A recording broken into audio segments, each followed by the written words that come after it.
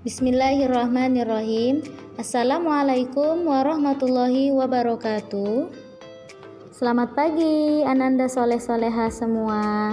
Bagaimana kabar kalian hari ini? Semoga selalu dalam keadaan sehat ya, dan selalu dalam lindungan Allah Subhanahu wa Ta'ala. Amin. Jumpa lagi dengan Ibu. Baiklah, hari ini kita akan belajar akidah akhlak, yaitu memiliki sikap terpuji, sabar. Sebelum kita memulai pembelajaran hari ini, alangkah baiknya kita melafalkan lafaz basmalah sama-sama ya.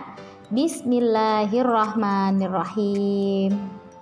Baiklah, Ananda solih dan solihah, Ibu akan menjelaskan pengertian sabar.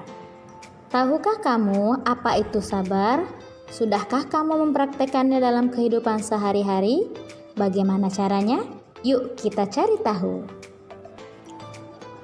Sabar adalah sikap menahan diri dari keluh kesah. Orang sabar menerima segala musibah dengan tabah.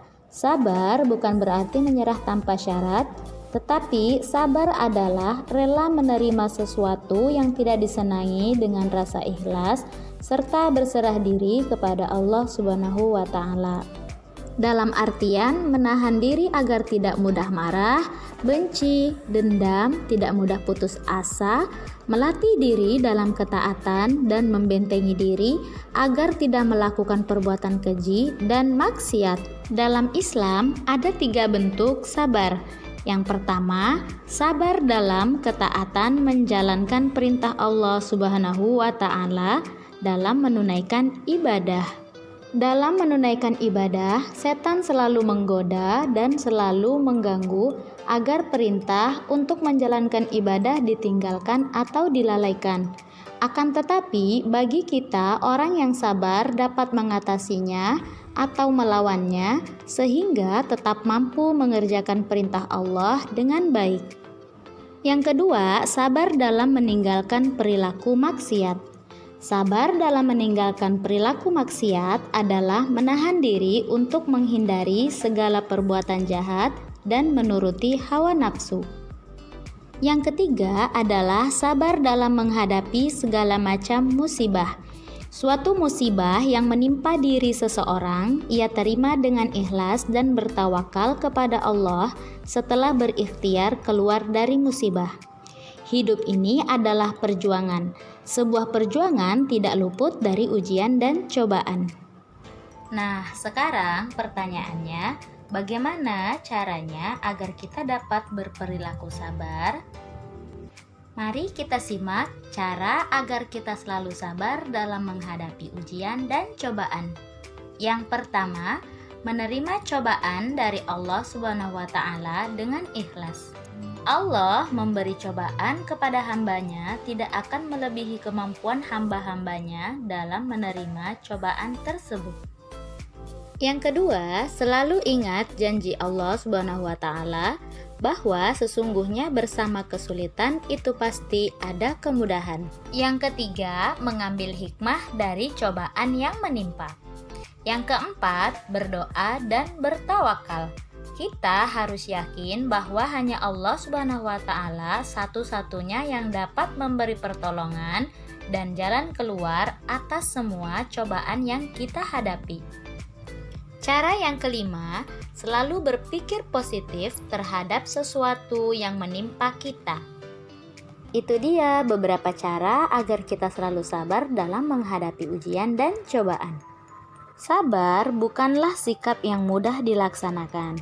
Untuk lebih mempermudah dalam memahami, mari kita simak kisah kesabaran Bilal bin Rabah sebagai berikut.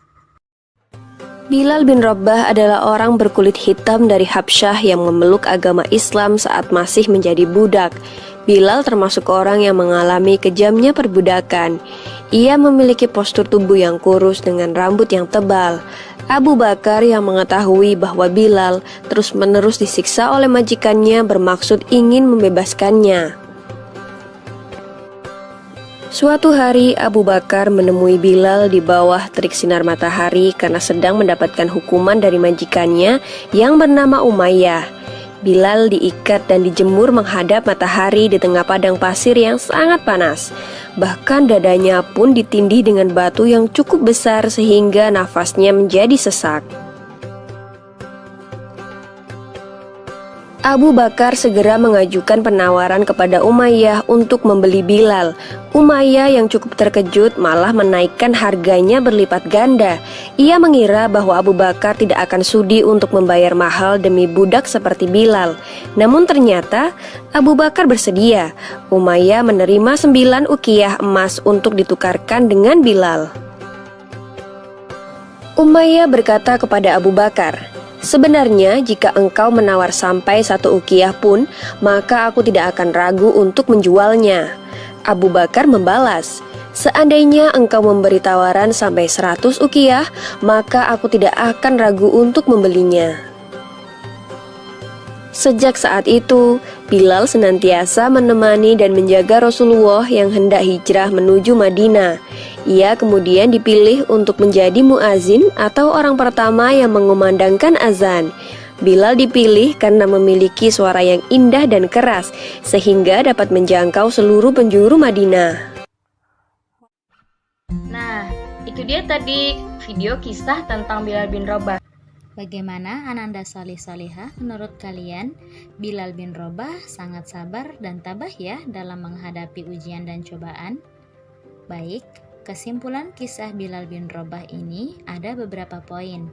Yang pertama, Bilal merupakan kalangan hamba sahaya atau budak yang merasakan penganiayaan orang-orang Quraisy yang lebih berat dari siapapun.